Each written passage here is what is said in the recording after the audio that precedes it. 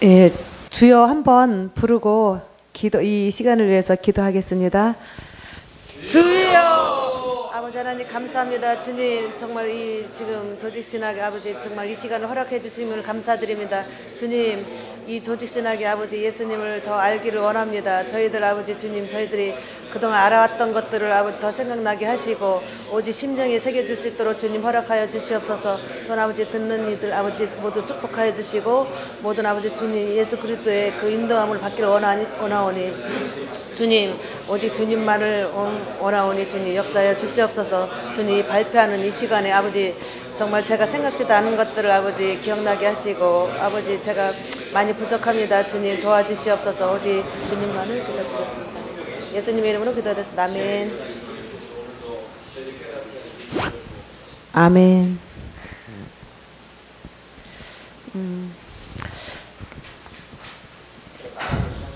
예. 드렸는데요. 이게 제 거예요.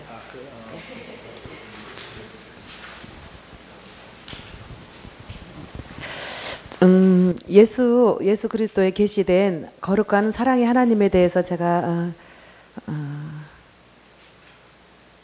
그대로 이제 요점을 정리했습니다.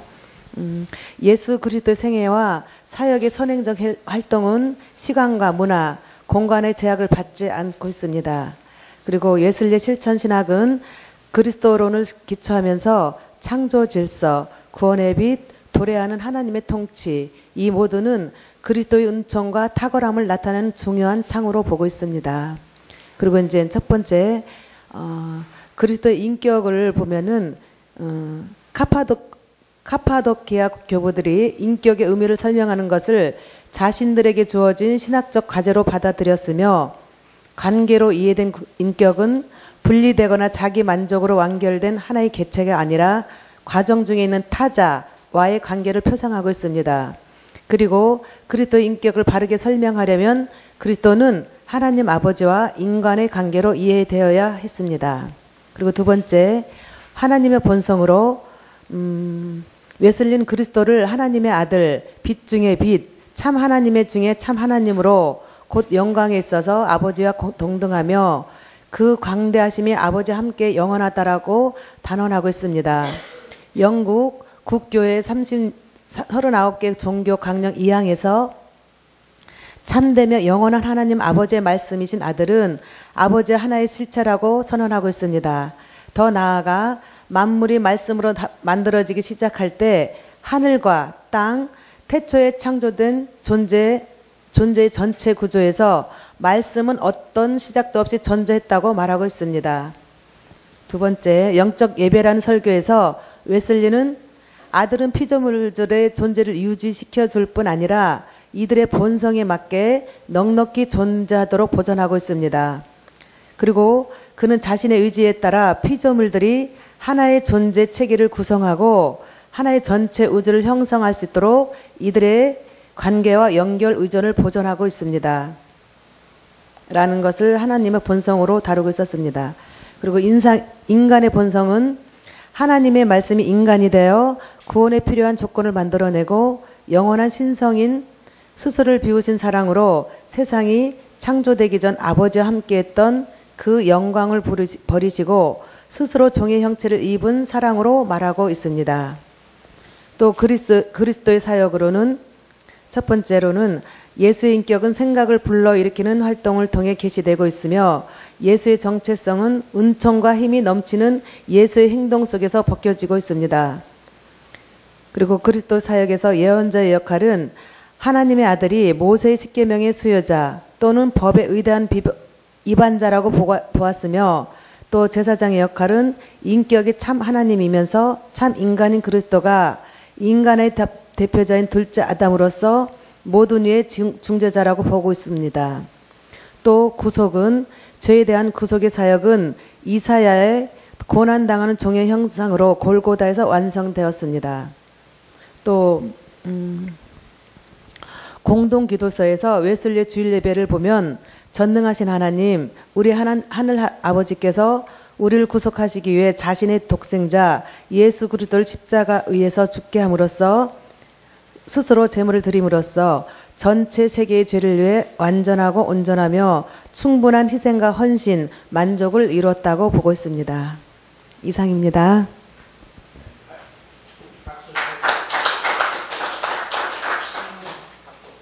질문하세요?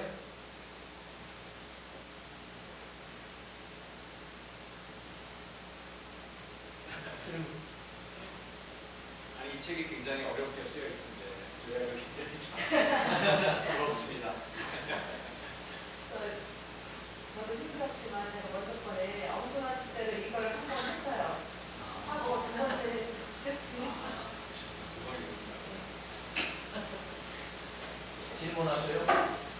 그리스도의 사역에서 예언자하고 제사장 만나오래요. 왕의 사역으로 들어갔어요. 왕의 역사가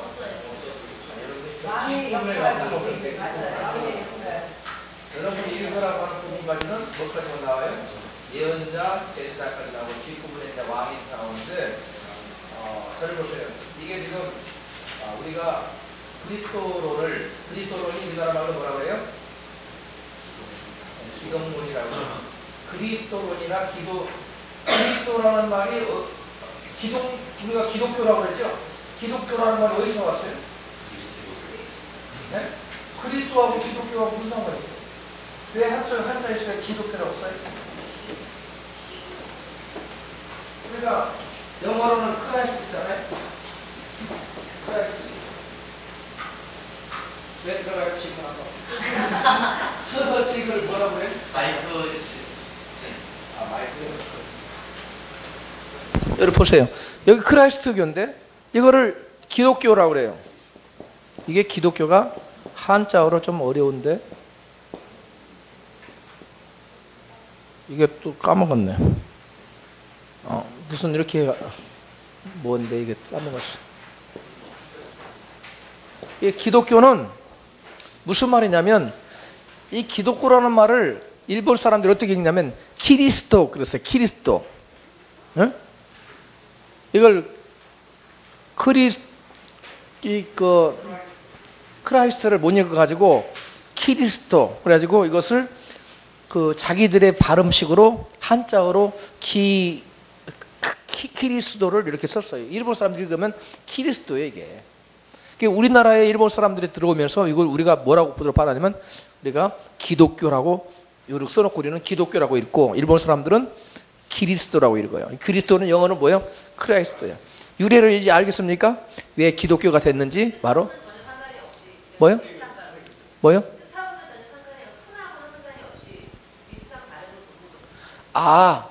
뜻하고는 별로 상관없이 무슨 독경 할 때 이렇게 독자 쓰잖아요. 그런 것처럼 이 사람들이 이 뜻하고는 별로 그렇게 의미가 없어요. 톡이 자인데 그런 뜻하고 상관없어요. 발음 나는 대로 쓴 거예요. 기독교를 이 사람들은 키리스도교라고 써서 이것이 일본에서부터 유래된 겁니다. 이게. 우리나라에서 그대로 그냥 기독교라고 쓴 거예요. 유래를 알겠죠? 왜 그리스도교가 그러니까 그리스도교라는 말이나 기독교라는 말은 같은 말이에요. 전혀 같은 말인데 크라이스트교라고 하는 것은 영어식으로 읽는 거고 그 다음에 기독교라는 건 어떤 식으로요?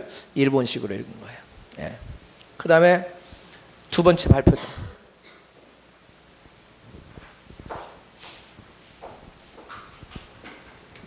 네, 전 동일하게 그 예수 그리스도 계시된 거룩한 사랑의 하나님에 대해서 발표해 보도록 하겠습니다. 그러니까 예수님 사역은 이제 시공간의 제약을 받지 않으셨고요. 근데 특별히 이제 저희가 조사한 게 웨슬리 신학이잖아요. 그래서 웨슬리 신학이 그 그리스도론에 기초한다라고 되어 있습니다.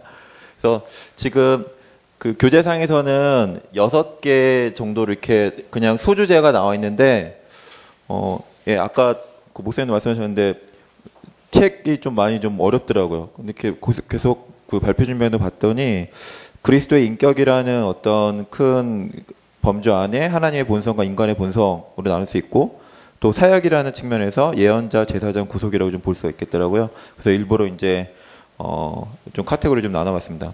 이제 그리스도의 인격 파트부터 먼저 보겠습니다. 인격이라는 단어가 이제 초대교회 당시에 그 아리스파, 그 다니엘 신론에 대항해서 그리스도와 하나님의 관계를 명확하게 하기 위해서 사용된 용어입니다. 이제 아리스토텔 같은 경우는 이제 단일신론이라고 해가지고 그러니까 종속주의를 굉장히 많이 주장을 했었잖아요.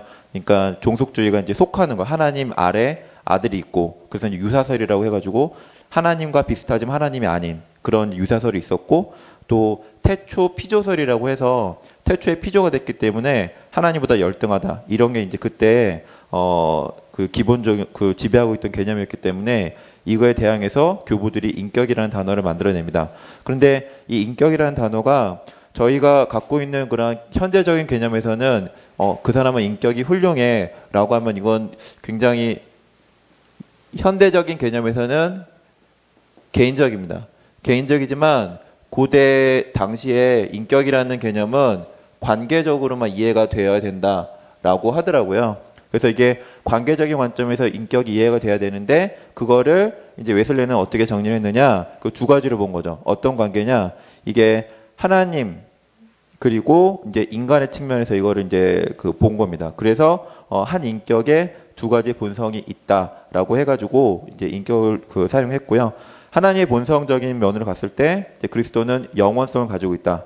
그리고 또 두 번째로 하나님의 아들이라는 것 자체가 그리스도의 신성을 강조한다라고 말을 하고 있습니다. 그리고 세 번째, 천지창조, 요한복음 1장 1절, 천지창조란 많은 피조물의 창조 사역에 그리스도가 관여했다라고 지금 이야기를 하고 있습니다. 근데 이것 말고 그 네 번째도 이제 만물의 지지자 보존자 있는데, 결론적인 부분이 이제 좀 색다르더라고요. 통상 이제 저도 여태까지 공부하기 전에 알았던 개념이 성부, 성자, 성령 했을 때 어떤 그 하나님이 가지고 있는 어떤 역할, 예수님이 가지고 계신 역할, 그리고 성령님이 가지고 계신 역할이 그 분리가 돼 있다. 기능적인 역할을 보고 있었는데, 이제 웨슬레는 이렇게 보고 있지 않은 거죠. 어떤 식으로 이 자체가 어떤 특정한 기능적으로 분리된 게 아니고 사실은 뭐다?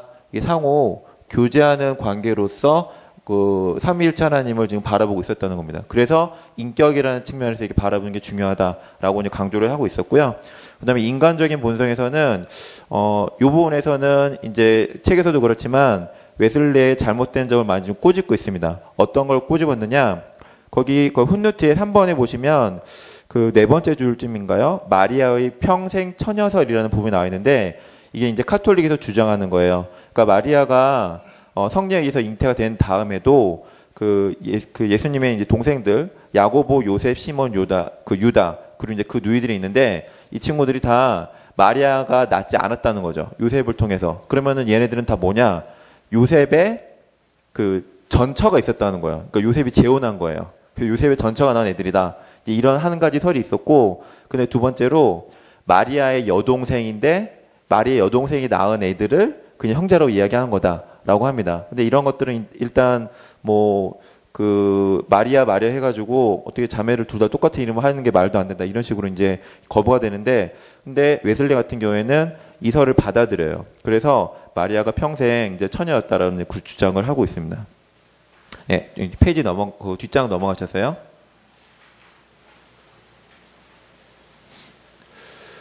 예, 그래서 이제 그 개인적인 의견을 좀 이렇게 넣었는데, 그렇게 그리스도의 인성을 그 두 번째 패러그램입니다. 온전히 고백하는 건 꺼린 건 사실이지만 그리스도는 참 하나님이며 참 인간이었다고 콜린스는 말한다라고 되어 있는데, 요거 자체는 그 근거가 좀 부족하더라고요. 그러니까 웨슬레가 그리스도의 인성을 마리아 이쪽 부분을 굉장히 이제 인정하지 않고 쭉 해놓고서 예수님은 참 하나님, 참 인간이다 이렇게 해가지고 이상하다 싶었던, 좀 부족한 것 같다라는 느낌이 들었고요. 그 다음에 그리스도의 사역, 어떻게 예수님이 그리스도인가? 일단은 이제 분량상으로는 왕이건 없었고요. 예언자, 제사장, 구속 세 가지 측면으로 나와 있었습니다. 예언자적인 측면에서는 그리스도라는 것 자체가 이제 기름 부음을 받은 자잖아요. 여기서 이제 기름 부음 받은 자에서 예언자, 제사장, 왕의 역할이 내포되어 있다라고 되어 있는데, 일단 예언자적인 측면에서는 그리스도의 역할이 뭐다? 말씀인지 우리 생활 깨우치고 하나님의 전체 뜻을 드러내기 위해서 인간이 되셨음을 강조한다라고 되어 있는데, 그 타이틀이랑은 좀 안 맞는 것 같습니다. 교재상에서는 어떤 법 수여자 개념의 그리스도의 내용이 굉장히 좀 많이 나와 있어요. 그래서 어떤 도덕법이 예수님이랑 굉장히 흡사하다라는 그런 주장이 있는 그런 내용이 있었고, 또 제사장적인 면에 있어서는 그러니까 그 죄인인 인간이 하나님 앞에 나아갈 수 없는데 이거를 그리스도께서 어떤 중재자로서의 사역을 통해서 제사장 역할을 하신다라고 그 설명이 좀 되어 있었습니다. 그 구속적인 측면에서는 그 이해가 좀 굉장히 좀 빨리 되더라고요. 거기 네 번째 줄에 중세 캔터베리 대주교의 만족설이라는 그런 개념이 논리적으로 저는 이렇게 딱 와닿았는데, 첫 번째, 인간은 죄에 대해 만족을 시켜야 하지만 그럴 수 없다. 그러니까 죄에 대해서 대가를 치러야 되는데 그럴 수 없잖아요. 또 두 번째, 하나님은 죄에 대해 만족을 시킬 수 있지만 그래서는 안 된다. 그럴 수 있지만 그런 의미가 없지만, 세 번째, 오직 신이자 인간인 이러한 사람이 혹은 이러한 신이 죄에 대해 만족을 시킬 수도 있고 만족을 시켜야 된다. 그러니까 그럴 수 있고 의무가 있다. 이 세 번째 견해가 바로 이제 그리스도, 예수 그리스도라는 거죠. 예, 그래서 이러한 내용을 통해서 이제 죄 사신 그 그리스도 예수님 자체가 사망을 받음으로써 하나님의 정의를 이제 만족시키시는 겁니다. 이를 통해서 법을 어긴 피조물, 곧 이제 인간이겠죠. 그거와 법을 만든 법을 수여하신 하나님이 서로 화해하게 되시는 겁니다. 그래서 이런 형벌 대속설, 요거는 정의와 자비, 또 사랑이라는 주제를 좀 긴장감이 있지만 모순되지 않은 그런 논리를 제공한다는 점에서 탁월하다고 볼 수 있겠습니다. 네, 이상입니다. 네.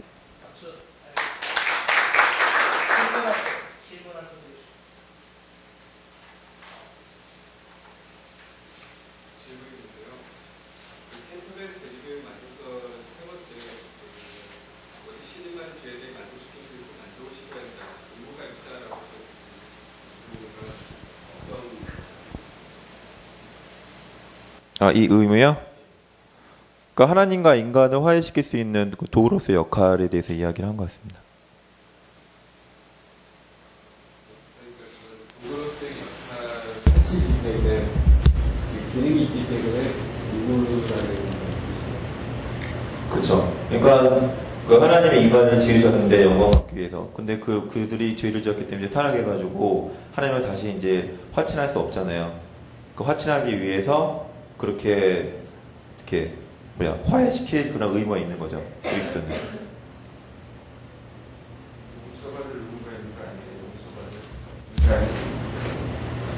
이 부분을 여러분 지금 우리 성경의 국토부터에 좋은 지적을 했어요.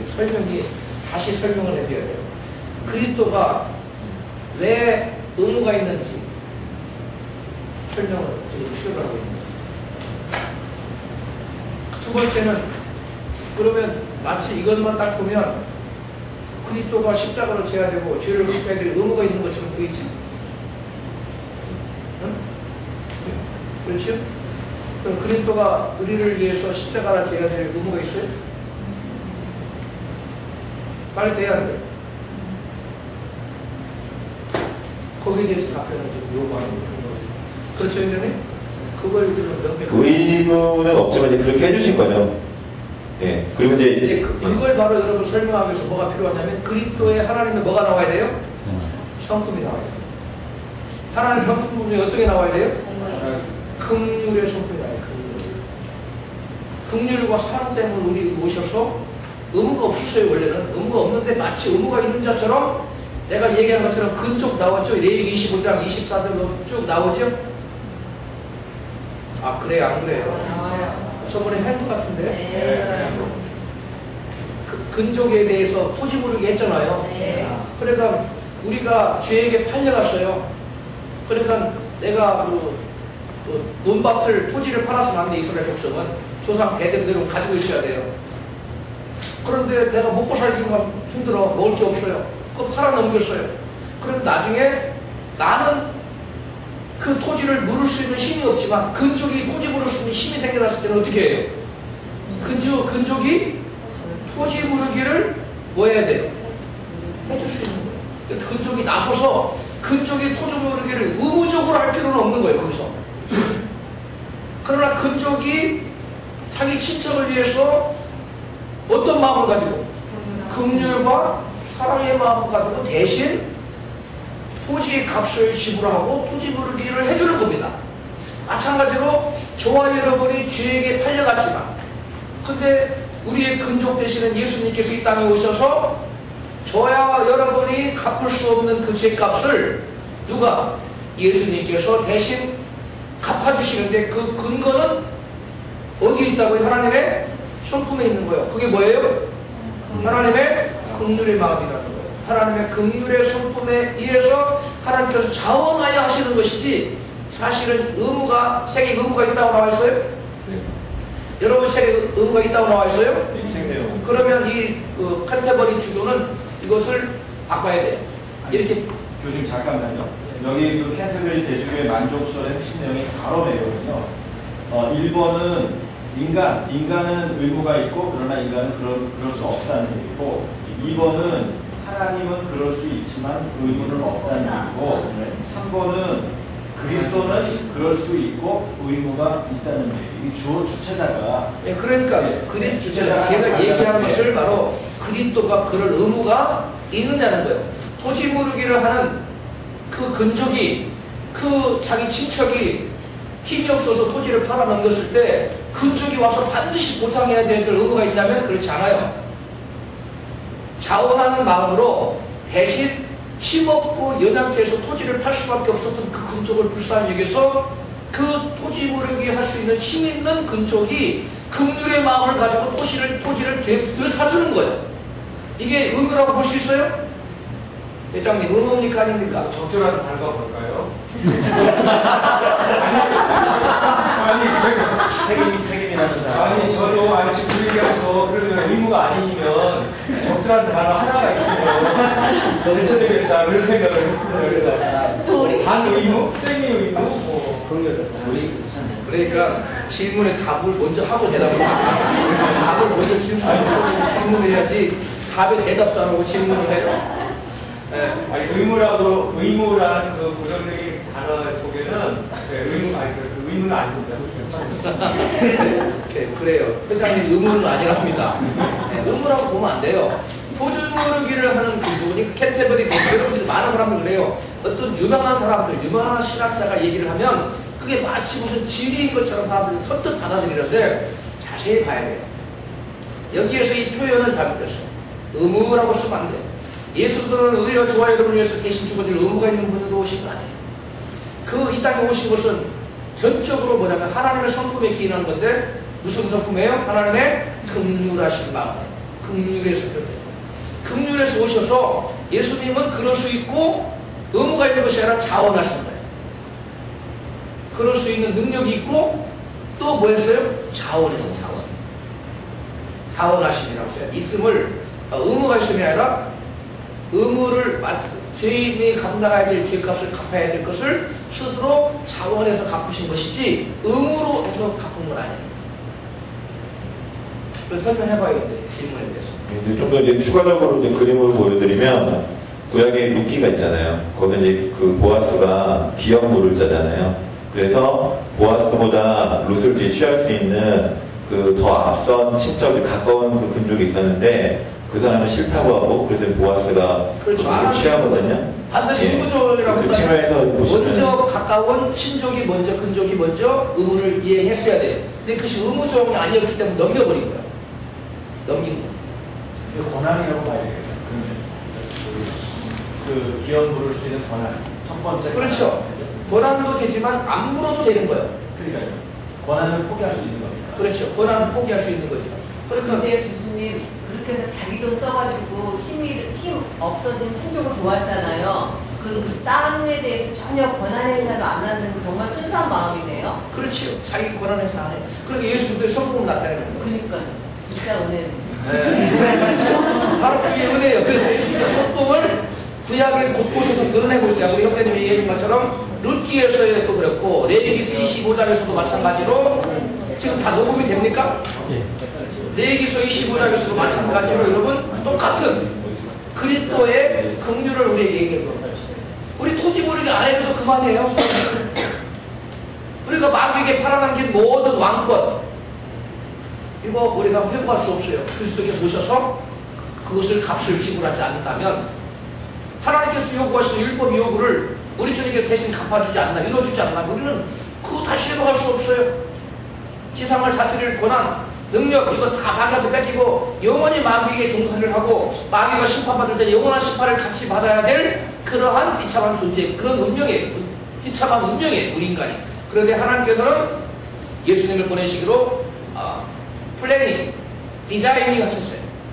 예수님은 그 뜻에 순순히 자원하는 마음으로 오셔서 저와 여러분을 대신해서 이와 같이 그러한 인간은 능력이 없어요.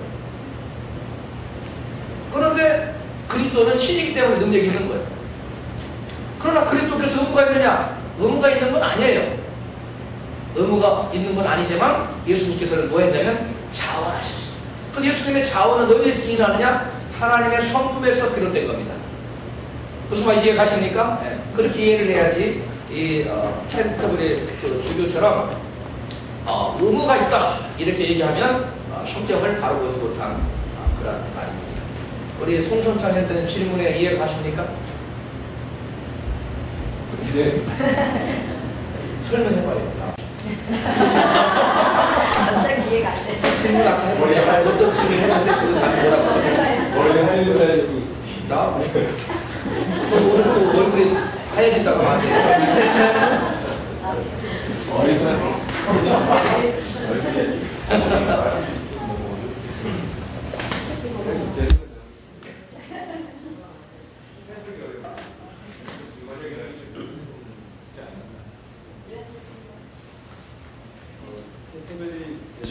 캔터베리 대주교의 그 세 번째 설명에서 하나님께서 마치 그 사람들을 구원하실 의무가 있는 것처럼 이렇게 표현을 해놨는데요. 물론 그 사람을 구원할 수 있는 조건이 하나님이면서도 사람이어야만 하는 그런 사항이 있지만, 그런데 이것을 위해서 그 하나님께서 하셔야 되는 의무는 없습니다. 없는데 이런 일을 하신 것은 하나님의 성품으로 인해서 그런 일을 하셨고요. 그 성품은 하나님의 사랑과 긍휼입니다.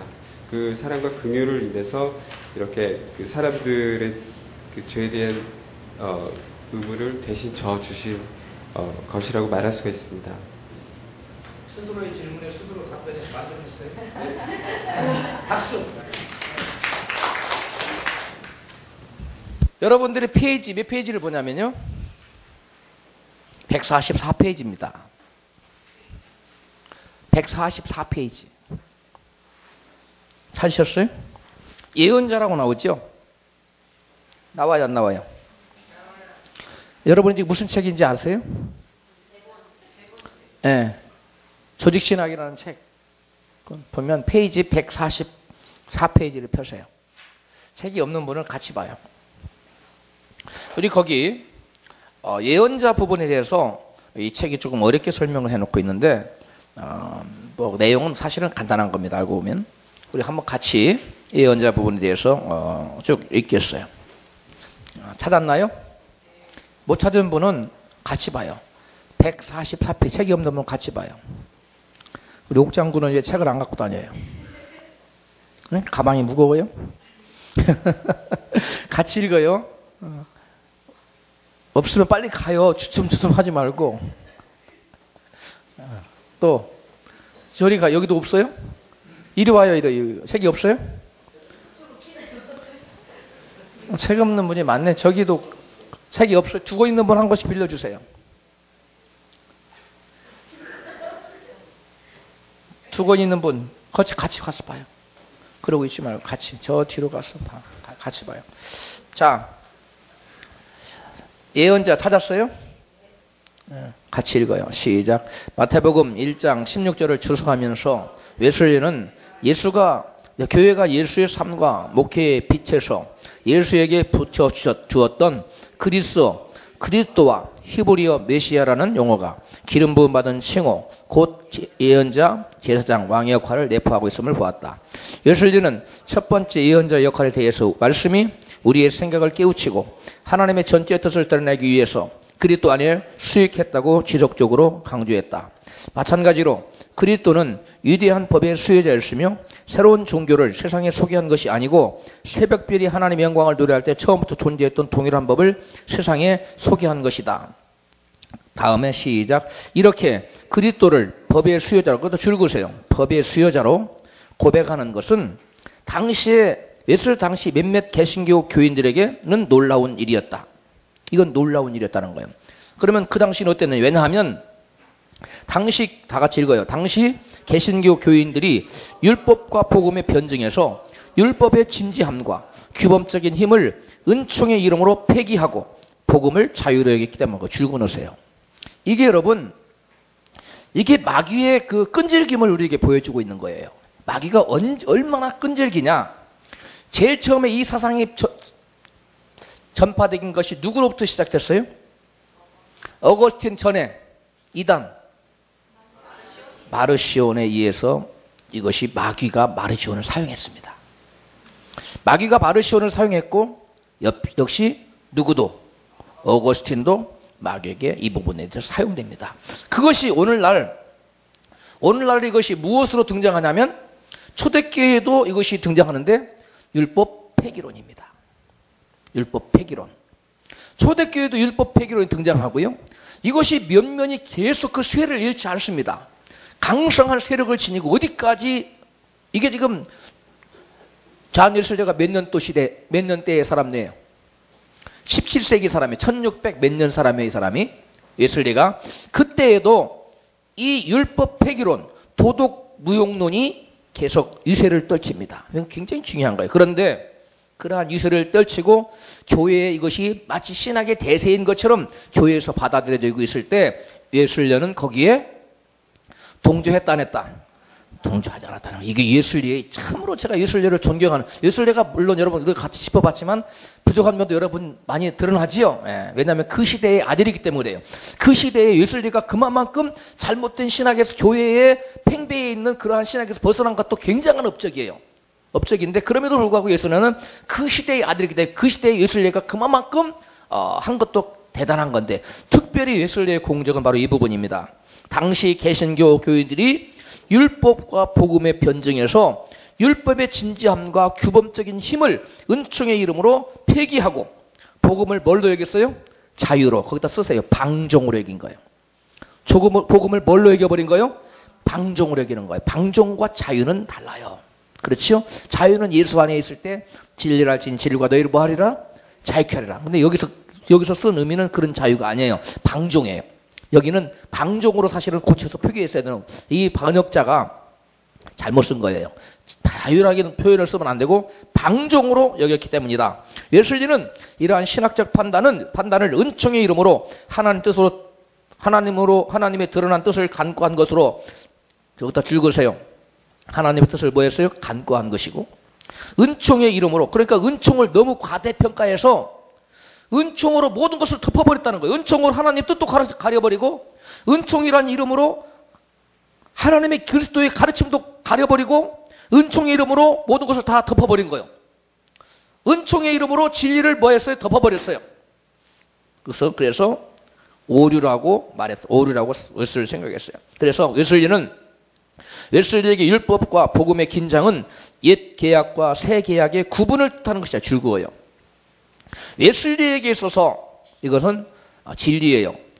구약과 신약이 구분되어져요? 안 되어져요? 구분되어지지 않습니다. 그런데 자꾸 구분되어진다고 하는 것이 바로 그 마르시온도 역시 그런 식으로 생각했고, 자꾸 이단들은 자꾸 구분시켜요. 그래서 구약의 모든 법을 다 폐기된 것처럼, 우리가 지난 시간에 율법 3가지 면을 살펴봤죠? 대답을 안 해요. 살펴봤죠. 첫 번째가 율법에 무슨 법이 있었어요? 의식법, 그 다음에 민법, 그 다음에 뭐요? 자, 그러면 의식법을 어떻게 됐다고 그랬어요? 그렇게 얘기하면 안 된다고 그랬죠.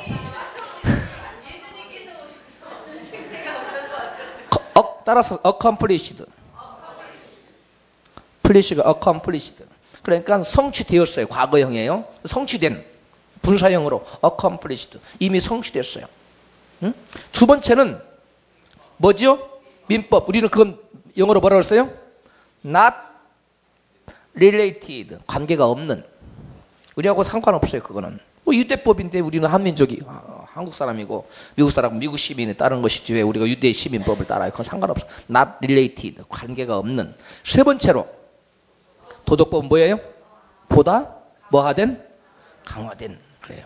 more strengthen, more strengthen, 보다 강화된. 따라서 하세요. 첫 번째는 뭐예요? accomplished, 성취된. 두 번째는 not related, 관계가 더 이상 없는. 세 번째는 more strengthen. 이게 또 영어 쓰니까 뭐죠?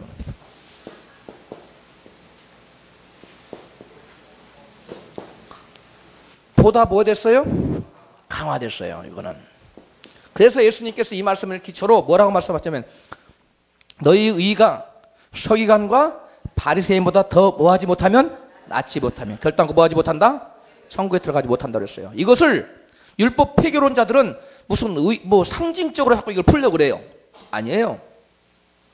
도덕법은 더욱더 강화됐어요. 그래서 여러분, 그러면 우리가 초대교회에 율법과 복음을 자꾸 떼놓으려고 하는 그런 시도가 어디서부터 있었다고요? 아까 제가 어디서부터 있었다고 얘기했어요? 초대교회부터 있었다고 그랬지요? 근데 그 마르시온의 이 잘못된 사상에 그 다음에 이단 영지주의 대처에서 나온 신학자가 그 당시에 누구였어요? 요한 1서, 2서, 3서 요한 사도 있죠? 아 그래요 안 그래요? 여러분 공부했어요. 기억나요? 요한 사도가 거기에서 맞서서 최초로 등장한 신학자가 요한 사도예요. 그래서 요한 사도가 그 다른 그 교훈을 가지고 온 사람은 너희 집문에 드리라 드리지 말라. 인사도 말고 뭐 하지 말아라? 드리지 말아라. 여러분 내가 저를 전도해야지. 끌어들였다가 여러분 당해요. 그 영이 전달돼 버려요. 기도 아주 많이 하고 성경에 대해서 해박하지 않은 사람은 절대로 받아들이면 안 돼요. 저 정도 되면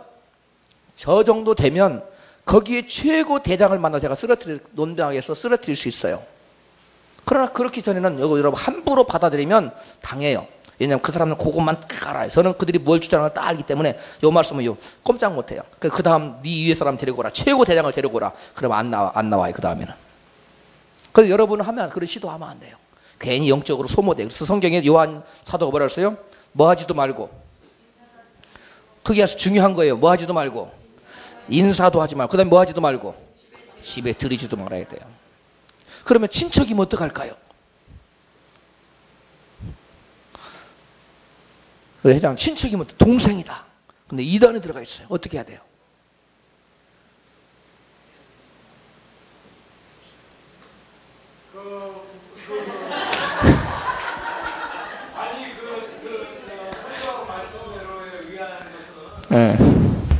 그들의 교리를 가지고 들어왔을 때 도척을 하는 것으로 본다면 친척인 경우에 그런 부분에 관계된 것에 말하지 않은 범위 내에서는 일상적인 것은 대할 수 있다고 봐요. 그러나 그럼에도 불구하고 그 목적이 다분히 보일 때는 경계를 하기 못하고. 예, 대답을 잘했어요. 친척인데도 인사도 안 하고 그러면 곤란해. 일상적인 대화는 하고 방문도 해야 되지만 방문의 목적이 신천지를 증거하기 위해서. 때로는 유월절 장막 또 뭐 하나님의 뭐 교회 뭐 이런 거 하기 위해서 안상홍이가 뭐 하나님이다 뭐 이런 거 주장하기 좋은 사람들은 경계를 해야 돼요. 자, 그래서 우리가 살펴보고자 하는 것은 신약 시대에 요한이 말하고 있는 요한이 그걸 지적해놨는데 요한 1서, 2서, 3서에 나오고 계시록 가봐요. 계시록 가면 초대교회에 이러한 율법과 여러분 이거 잘 알고 있어야 쫙 기록해 놓으세요. 율법과 이 복음을 띄어놔버리는 구약과 신학을 나눠버리는 그러한 이단의 속성, 율법 폐기론자들의 모습이 성경에 나와 있어요.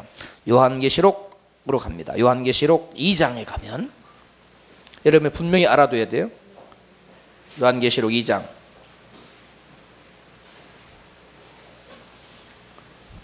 찾으셨나요? 요한계시록 2장. 그 바로 요한계시록 2장에 보면 율법과 복음을 분리시켜버리는 구약과 신약을 떼어놓아가지고 우리는 은혜를 받았기 때문에 어떻게 살아도 된다. 이렇게 주장하는 사람들이 나타납니다. 누굴까요? 요한계시록 2장에 당이 하나 나오지요? 몇 절이에요? 6절 다 같이 읽어요. 시작. 그러면 우리가 어디서부터 읽게 되냐면 4절부터 읽어요. 시작. 그러나 너를 책망할 것이 있나니 너의 처음 사랑을 버렸느니라. 그러므로 어디서 떨어진 것을 생각하고 회개하여 처음 행위를 가지라. 만일 그러지 아니하면, 회개치 아니하면 내가 네게 임하여 네 쇳대를 그 자리에서 옮기리라. 아멘. 여기 보면 지금 이 교회가 에베소 교회인데 에베소 교회는 뭘 버린 거예요? 첫 사랑을 버렸어요. 그 첫 사랑이 뭐예요? 구체적으로 뭐예요? 5절에서 처음 행위예요. 처음 행위. 행위를 버렸어요. 그래서 하나님은 그들이 첫사랑을 버리고 행위를 버려버린, 처음 행위를 버려서 버렸기 때문에 다시 회개하라고 그래요. 회개치 아니하면 촛대를 옮겨버리라고 말씀합니다. 자, 그러면서 그것의 구체적인 원인을 설명한 6절에 다 같이 6절 봐요. 시작. 오직 내게 이것이 있으니 내가 니골라 당의 행위를 미워하는도다. 그래. 나도 이것을 미워하노라. 아멘. 뭐예요? 니골라 당의 행위. 이 니골라 당의를 행위를 미워한다 그랬어요. 내게 이것이 있으니 니골라 당의 행위. 이게 니골라 당의 행위가 뭐냐? 율법과 복음을 분리시켜 버리는 거예요. 율법하고 복음은 전혀 다른 것이다. 율법은 우리가 지킬 수 없는 것이다. 이렇게 주장하는 거예요. 그리고 복음은 우리에게 모든 자유를 준다. 이와 같이 이원론을 주장. 이 그노스틱. 이게 다른 말 뭐예요? 영지주의죠. 영지주의예요. 그래서 이 사람들이 이걸 주장했어요. 이 니골라 당은 이것이 이제 에베소 교회에서는 니골라 당으로 등장하는데 서머나 교회에서는 뭘로 등장하냐면 똑같은 겁니다. 서머나 교회가 아니라 버가모 교회예요. 버가모 교회에 가면은 뭐가 나와요? 버가모 교회 가보세요. 버가모 교회는 가면은 뭐가 나와요? 뭐가 나와요? 니골라 당 교회 나오지요? 이 니골라 당의 교훈이 그 다음에 어디로 갑니까? 뭘로 나타납니까? 18절로 19절에서 뭘로 나타나? 이제 두아디아르 교회에 가서 뭘로 나타나요? 두아디아르 교회에 가서는 뭘로 나타나요? 이사벨의 행위예요. 이사벨의 행위. 다 같은 겁니다. 그러니까 지금 세 교회가 에베소 2장에 가면 에베소 교회, 그 다음에 버가모 교회, 그 다음에 무슨 교회? 두아디라 교회. 그러니까 여기 보면은 제일 마지막에 가면은 라오디아 교회까지 행위를 우습게 여겨버리는, 행함이 떨어져 버리는, 그러니까 반 이상 7개 교회 중에 4개 교회는 벌써 무슨 교훈에 물들어 버렸어요? 니골라 당의 교훈에 물들었습니다. 이 니골라 당의 교훈은 여러분 이 니골라 당을 계시록 2장 9절에서는 이 사단의 회, 그 다음에 민수기 14장 27절, 35절, 10편, 21편, 16절 여기 이러면 악인들의 회라고 기록되어 있는데요. 다 거기에 구약에 근거를 하고 있어요. 아까 우리가 민수기 그 당 짓는 것들이 있잖아요. 그 악인들의 회를 말하는 거예요. 자, 그러면 두아디라 교회에 자 2장 18절 한번 찾아봐요. 2장 18절부터 20절까지 읽습니다. 시작. 두아디라 교회의 사자에게 편지하기를 그 눈이 불꽃 같고 그 발이 빛난 주석과 같은 하나님의 아들이 가라사대 내가 네 사업과 사랑과 믿음과 섬김과 인내를 아노니 네 나중 행위가 처음 곧 많다. 그러나 내게 책망할 일이 있노라. 자칭 선지자라는 여자 이세벨을 내가 용납하비니 그가 내 종들을 가르쳐 꿰어 행음하게 하고 후사형의 제물을 먹게 하는도다. 또 내가 그들에게 회개할 기회를 주었으나 그 음행을 회개하고자 아니하는도다. 아멘. 그 다음에 24절에 보니까 사단의 깊은 것을 알지 못한다고 그랬어요. 자, 그러면 이 니골라 당의 교훈, 이 이세벨의 교훈은 왜 생긴 것일까요? 이건 두아디라 이세벨의 교훈은 뭐냐면 그노스틱시즘, 영지주의라고 쓰면 돼요. 그런 이원론이에요. 그래서 영과 육은 따르다. 그래서 그리스도 시대 두 가지가, 하나는 고행주의가 있었고 하나는 반율법주의가 있었는데 그 반율법주의자들이, 이 사람들은 뭐냐면 영혼과 물질을 전혀 관계가 없는 것으로 봅니다.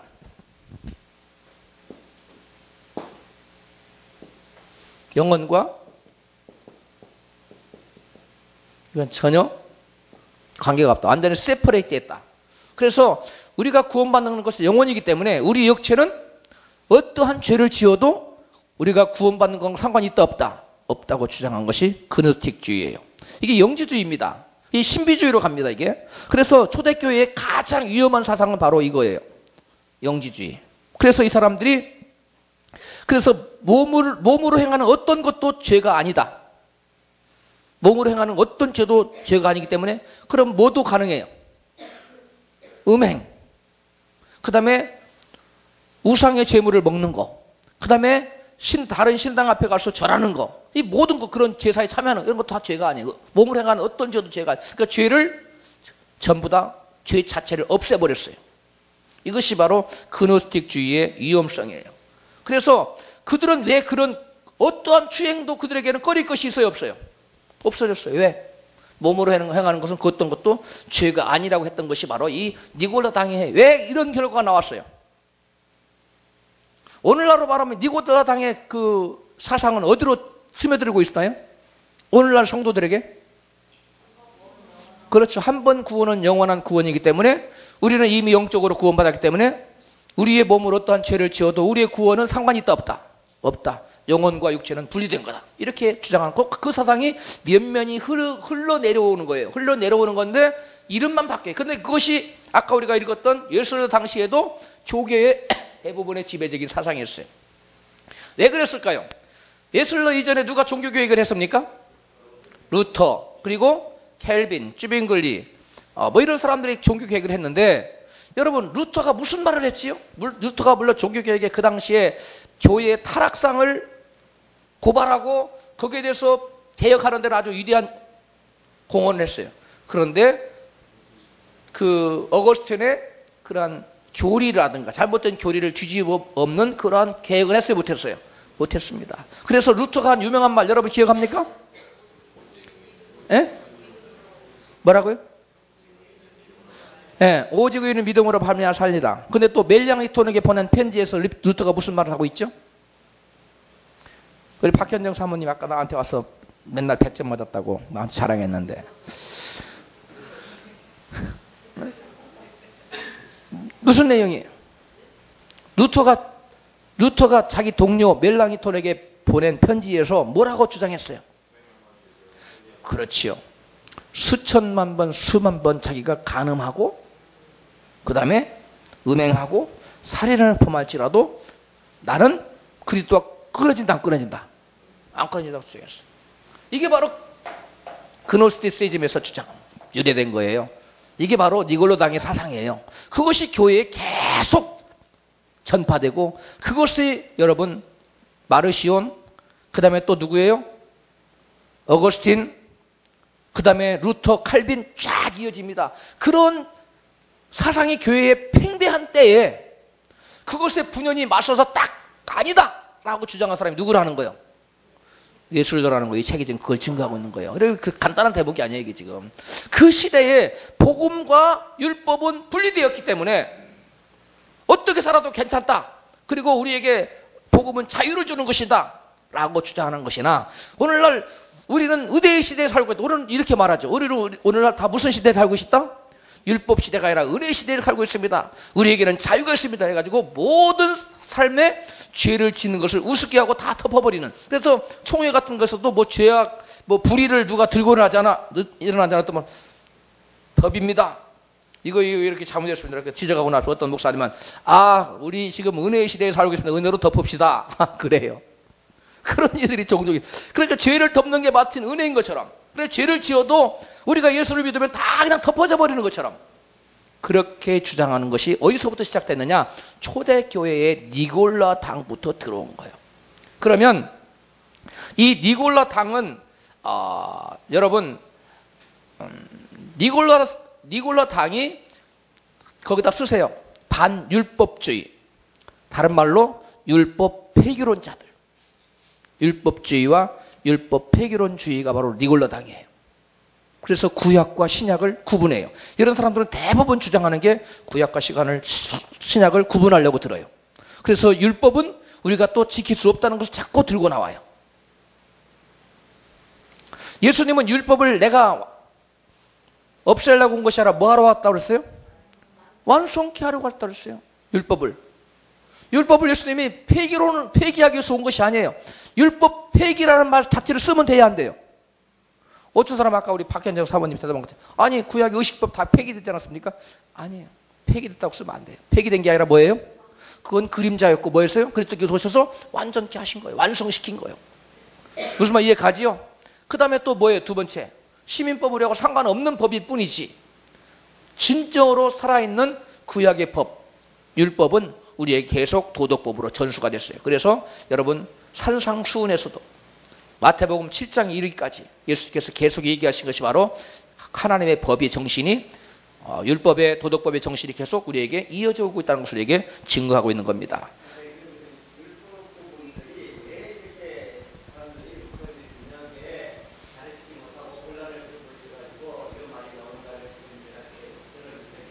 네.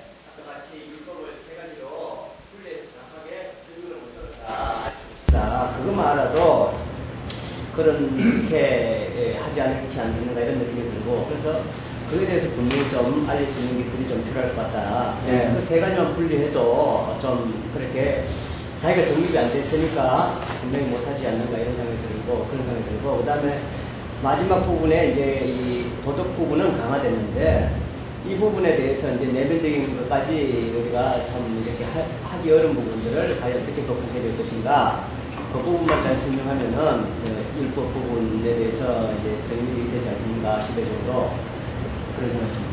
자, 제가 지금 여기서 여러분들이 설명한 거 대충 아시겠어요? 네. 자, 여러분 여기서 분명히 알아야 되는 건 초대교회부터 마귀는 죽지 않고 계속 뭐했다? 살아서 날뛰고 있었다는 거예요. 계속 사람들을 잡아서 흔들었다는 거예요. 그래서 바울이 뭐라냐면 너희는 무엇의 도구는 도구는 될지언정 의의 도구는 될지언정 뭐의 도구가 되지 말아라? 불의의 병기로 사용되지 말아라. 마르시오는 죄를 지었기 때문에 자기 죄를 합리화시키기 위해서 그 마르시온이 그쪽으로 빠졌고요. 여러분 공부해서 기억나죠? 예. 그러면 이 저기는 왜 빠졌어요? 한국 교계, 세계 교계에서 역사적으로 존중받는 어거스틴 왜 빠졌어요? 네? 어거스틴은 왜 빠졌을까요? 어거스틴은 만이교의 영향을 받았어요. 철학적인 영향을 받았어요. 만이교 사상에 저들들을 해야 돼요. 그래서 거기에 그 철학과 믹스를 자기의 그 기존의 생각을 버리지 못하고 접목시키다 보니까 그런 엉뚱한 얘기를 하게 된 거예요. 그러니까 우리가 그 하나님께로 돌아오면 스라크스는 모든 것을 바울처럼 스라크스를 버려야 돼. 배설물처럼. 바울이 참 위대한 점이 그럽니다. 구약의 그런 모든 것들 잘못된 그런 유대인의 전수 할례만 받으면 구원 이런 것들을 철저히 버렸잖아요. 바울이. 그게 바로 바울이 위대한 점이에요. 그래서 여러분들이 연결시킬 수 있어야 돼요. 자, 제일 처음에 니골라당은 어디에 나타나는데 그 초대교회의 율법 폐교자들이 어디서 나타난다고요? 초대교회. 어디에? 성경적 근거로 요한계시록 2장.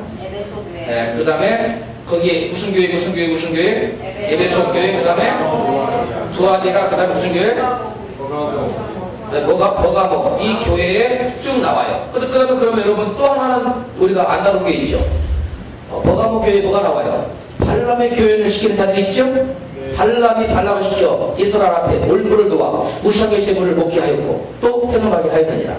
이와 같이 내게도 니골라당 교훈을 지키는 자들이 있도다. 이거 니골라당 교훈은 바로 뭐냐면 한 번 구원은 영원한 구원, 영원 구원을 받았으면 행위로 무슨 죄를 지어도 하나님 그리는 이미 구원받았기 때문에 구원을 잃지 않아요. 그러니까 행위로 하는 게 문제가 돼야 안 돼요? 안 되는 거예요. 그 다음에 여러분 그 당시에 이교도의 제사는 다산, 이교도의 제사는 뭐냐면 그 이교도의 신전에 들어가서 이교도 신전에 그 뭐라 그러죠? 집전하는 여인을 뭐라 그래요? 여제하고 성관계를 갖는 것이 제사 드리는 겁니다. 그러니까 남자들한테는 어떻게 해요? 이게 참 좋잖아요? 그러니까 거기에 신앙이 없는 사람, 믿음이 없는 사람은 경건하게 살지 않는 사람들은 거기에 그냥 빠져나가는 거예요. 거기에 참여했어요. 바로 이것을 행하게 한 것이 뭐냐면 발람이 발락에 가르쳐준 교훈이거든요. 그런데 이것을 계속적으로 이 시대에도 이렇게 넘어왔어요. 그것이 바로 니골라당의 교훈이에요. 그래서 니골라당의 교훈은 영혼과 육체를 구분시켜 버렸기 때문에 육체적으로 어떠한 죄를 져도 상관이 있다 없다는 거예요. 오늘 이 시대에 이 사상이 계속적으로 전수되고 있어요. 여러분, 우리는 이러한 것으로부터, 이러한 사상으로부터 온전히 벗어나지 않으면 저와 여러분에게는 누구를 막론하고 무엇을 잃어버려요? 구원을 잃어버린다는 것을 끊임없이 여러분 가르쳐야 돼요. 무슨 말 이해 가지요? 그래서 여러분이 성경적인 근거를 찾으세요. 그리고 여기에 대한 보다 자세한 것은 문경규 사도창조론 그 책을 보고 그 몇 장이 나오는가 내가 참 기억이 안 나는데 여기 보면 나와 있어요. 이 부분이 왜 사도 요한이 부서졌는가? 왜 사도 요한이 요한 1서, 2서, 3서를 그 싹 기록해서 이단에 대해서 영지주의에 대해서 반박하고 나섰는가를 보충 설명해 있으니까 여러분이 그걸 알고요. 복음은 따라서 합시다. 복음은 신자를 율법에서 해방시켜준다. 맞는 말이에요? 네, 틀려요. 이것이 바로 무슨 주의예요? 니골라주의예요. 복음은 율법에서 우리를 해방시켜준다. 이게 아니에요. 그게 잘못된 거예요. 이게 반율법주의예요. 율법 폐교론주의자들이에요. 그래서 우리를 복음을 믿는 사람들 율법에서 자유케 되기 때문에 여제와 같이 가서 이당 신당에 가서 제사 참여해도 괜찮은 거고, 우상의 전목을 먹어도 괜찮은 것이고, 또 음행을 해도 괜찮은 것이고, 도적질해도 다 괜찮은 거예요. 이들에게는. 이게 바로 무서운 영지주의입니다. 자, 그 다음에 두아디라 교회 이세벨은 이 교리로 그 이교도의 그 교리를 가지고 자기 사상을 교회에 들고 들어온 사람이 바로 이세벨이에요. 근데 두아디라 교회 이세벨은 남자인지 여자인지 몰라요. 그러나 그 이세벨은 구약시대 이세벨은 누구의 부인이었어요? 아방의 부인이었죠. 그래서 하나님께 심판을 받았죠. 그런 것처럼 이 시대에 두아디라 교회의 이세벨과 같은 그 사람들은 아합의 부인 이세벨이 심판을 받았던 것처럼 심판한다고 성경에 나와 있어요. 응? 회개하라. 그리하지 않으면 내가 내게 속힘하여 내 입으로 검으로 너를 그들과 싸우리라. 네, 말씀하고 있어요. 그래서 이 교회에 들어온 이세벨은 이세벨 여인과 같이 우상을 퍼뜨리고 사람들을 하여금 범죄하게 할 그런 역할을 한 사람들이에요. 자, 그 다음에 이 시간에는 우리가 시간이 많지 않은데 뭘 마쳐야 되냐면 하나 우리가 덜한 게 있는데 뭐죠? 네? 제한 속죄라는 거, 그리고 또 보편 속죄론인데 이쪽이 뭘 맡았죠? 네? 보편. 이쪽이 제한. 자, 그러면 어디부터 할 거예요? 제한. 그러면 제한부터 나오시죠. 제한의 대표.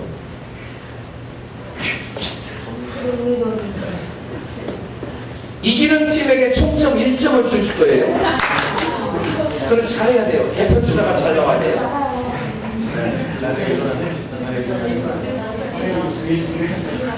자, 빨리 그쪽에 모여서 합의하세요. 5분 동안 여러분들이 토의하세요. 5분 동안 토의하고 대표 순서를 선정해서 앞에 나와서 발표시켜요. 빨리 모여 뚜그럽게 앉아요.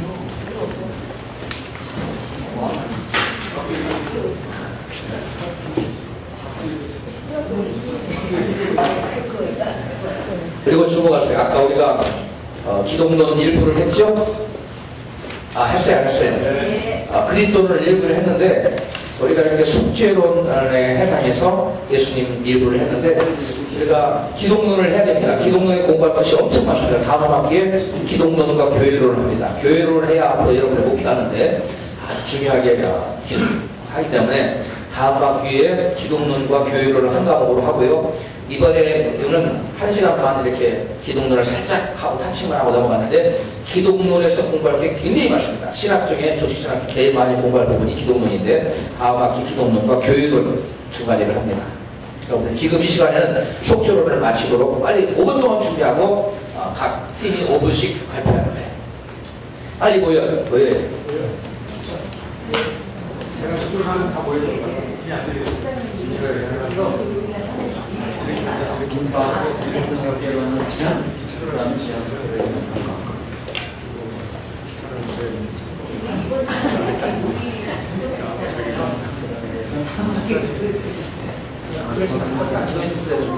화요일 하고 있는 제가 한방없이 이틀 나와요. 왜냐면 한쪽으로 가버리면 한 날이 찐다고 했잖아요.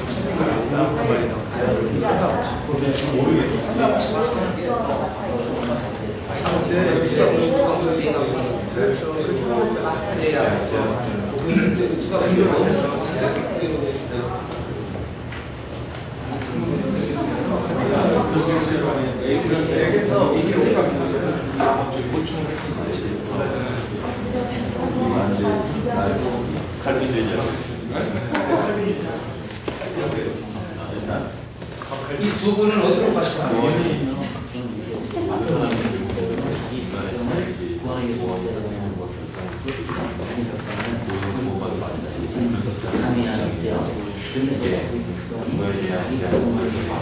자유로운 어디서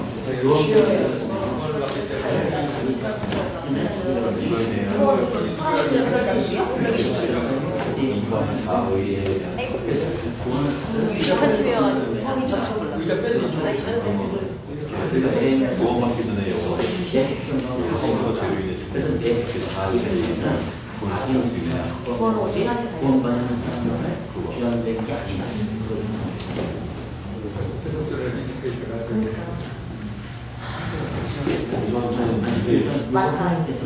아니 이렇게 주장하는 상관이 없잖아. 여기 아무리 인간 자유가 있어도 우리 네 가지로 제한 속죄로는 그러니까 제한속죄를 어떤 걸 우리가 주장해야 돼? 아니 이 얘기를 한번 틀린 거지. 제한속죄를 거기 제한속죄라고 구원은 우리가 하는 죄는 아니다. 그러니까 목표삭제로는 인간의 자유의지로 믿음을 발동해서 구원받을 수 있다라고 하는 편이에요. 근데 그거는 속죄로는 아니다. 구원은 하나님의 법이기 때문에 인간의 의지로 구원받는 게 아니라 하나님의 손을 달기 때문에 인간의 선택에는 역시 제약이 된다. 먼저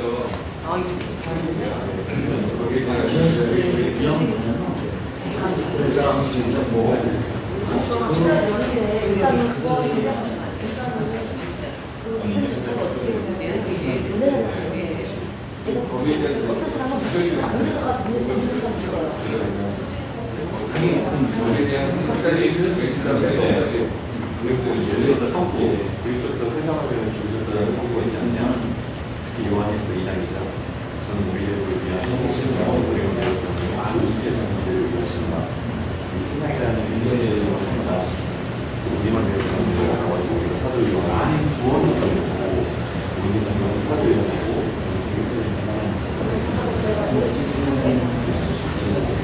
그래서 세상에 비슷하고 않았냐?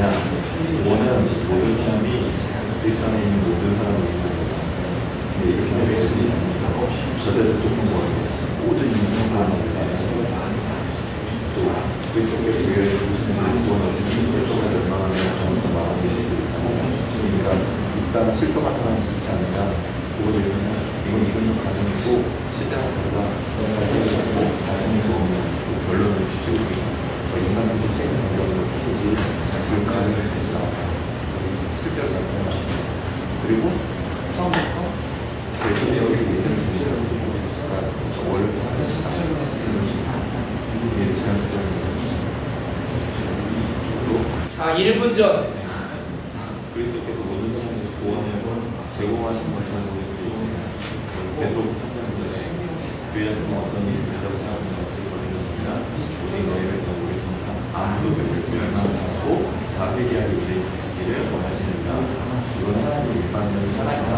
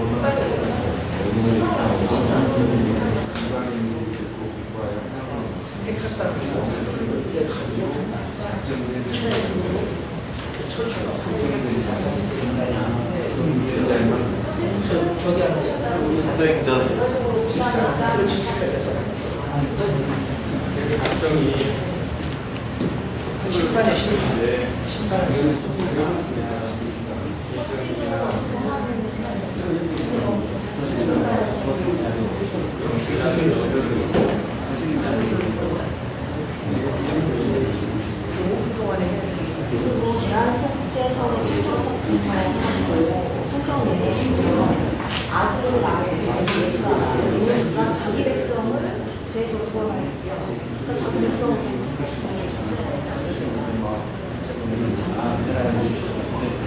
그러니까 제가 그리고 아버지께서 내게 주시는 자는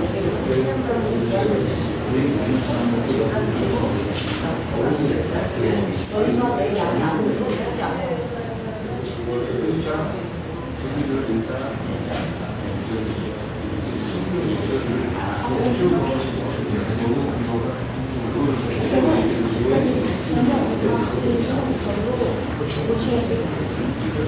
반박하나? 반박을 해야지.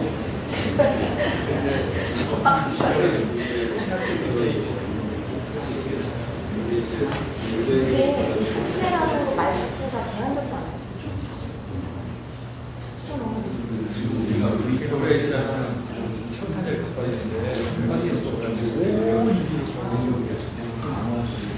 그럼 5번 중으로 정해야 돼.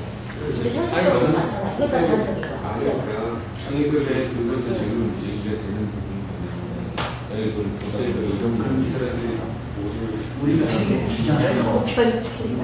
아니 우리가 생각은 크지 않는 사람들이 일반적으로 있지 않는 사람들이 있지 않는 상황이 그 상태에서는 좀 생기는 거죠. 저거 같은 거 어떻게 보세요? 이게 진짜 이 사람이 있잖아요. 그거를 가서 풀어놨어. 이제 그럴 수도 아니고 그럼 제한적으로 왜 무슨 일이 있을 수가 있어요? 왜? 그거는 이렇게 생각하는 게 아니니까. 그거는 일단 결과적으로 결과적으로 해서 받는 이 용어에서 알고를 명확하게 설명을 해주고 도와줘야 될 부분이니까 용어를 설정할 때 내가 이거 봤어요. 그리스도의 죽음이 모든 사람을 위한 것이라면 그의 다시 사신 것도 모든 사람에게 중요하다. 그거랑 한시적으로는 그리스도에 함께 죽고 함께 살아 새 생명을 함께 한다는 제안을 줍니다. 근데 우리는 여기 실적이었잖아. 결과를 보면 판단하는 거 하나 이렇게 되지 않느냐. 그런 거 이렇게 추론한다 이거 같고. 아니 그 제한국제론의 주장들이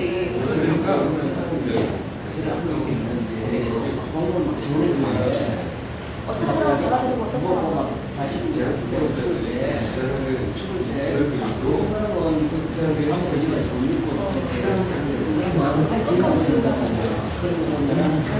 그건 진짜 제한된 그 사람에게도 믿지 않는 사람에게도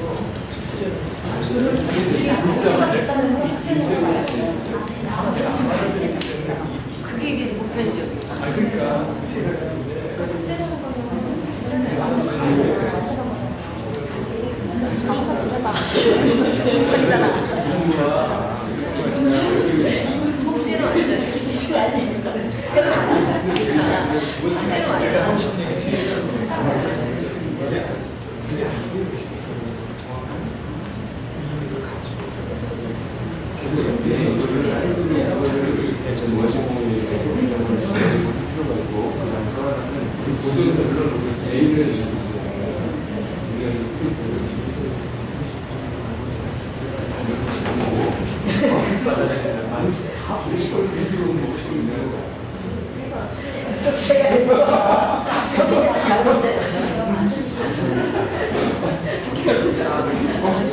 대표 주자를 3명씩 선정하셔야 돼요. 대표 주자를 3명씩 선정해서 다음 주에 이 디스커션 하는데 30분까지 넣어서 디스커션 하는 거고, 이기는 팀은 전체가 20점을 받는 거예요. 그러니까 1점이면 그리드 하나 더 올라갈 수 있는 가능성이 아주 높아져요. 그러니까 대표 주자를 잘 선정해야 돼요. 그리고 대표 주자를 3명 선정하고, 대표 주자로 선정되지 않은 사람 중에서가 임의로 1명씩을 선정할 겁니다. 임의로. 그러면 4명이 대표 주자 나와서 발표할 건데, 주목하세요. 그러니까 나는 주장하는 공부 안 하실 때 방심하고 있는 사람을 제가 찍어서 발표를 시킬 거니까 저를 주목하세요. 4명을 대표 주자로 뽑는다고요? 3명을 뽑는데 나머지 1명은 제가 지적할 거예요. 뽑힌 대표주자로 지명되지 않은 사람 중에 한 사람을 뽑아서 대표주자가 4명이 나와서 하는 건데, 여러분 한쪽에서 이것을 주장하면 다른 쪽에서 그 반대 주자가 또 반대하고, 이런 식으로 30분가량 속죄론과 보편 속죄론과 제한 속죄론을 디스커션 합니다. 서로 디베이트를 할 거니까 이기는 팀에게는 1점이 가요. 그럼 오늘 숙제 내지 말고 다음 주에 내는 걸로 할까요? 아니, 오늘은 이번에 이번에 숙제였어요? 네. 그러면 다음 주에 내세요. 다음 주에 내고, 여러분이 다음 주에 이거는 여러분의 또 다른 숙제, 다음 주에 견인을 할 거거든요. 그 남은 시간에 성도의 견인을 할 건데, 견인은 제 책을 가지고 여러분들에게 나눠져 있는데 쭉 읽어오고 보기 노트를 써오고, 또 견인에 대해서 제가 여러분한테 강의를 할 겁니다. 견인 교리는 굉장히 중요한 교리이기 때문에 여러분들이 아시면 합니다. 다음 시간에 대표주자 3명씩 선정했어요? 네. 선정해서 다음 주에 디베이트를 하겠습니다. 주여 한번 하고 기도하고 같이 하고, 주여 한번.